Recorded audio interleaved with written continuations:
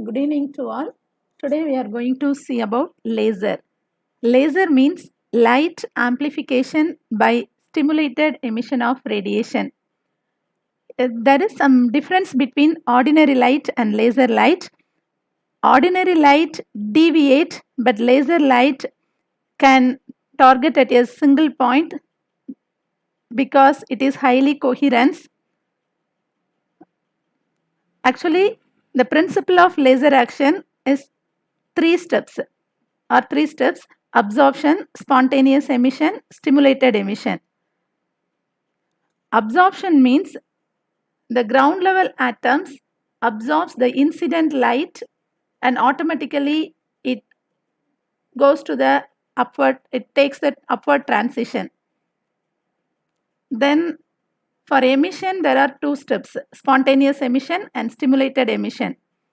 Spontaneous emission means the upper transition molecules are automatically come down without with the emission of the absorbed light without triggering the external disturbance. But stimulated emission means the higher level the transition molecules come down with the external disturbance and also with the emission of the absorbed light photon energy.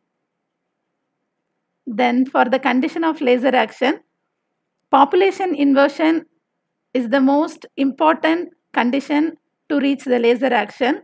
What is population inversion means? Number of atoms in the excited state should be greater than the number of atoms in the ground state. Application of laser means it can be used for drilling, welding, cutting, neurosurgery, microsurgery, bloodless operation, optical communication, and military purpose. Because of high intense and high coherence, it can reach the target without any deviation. So it can be used for the military purpose in an effective manner. Thank you.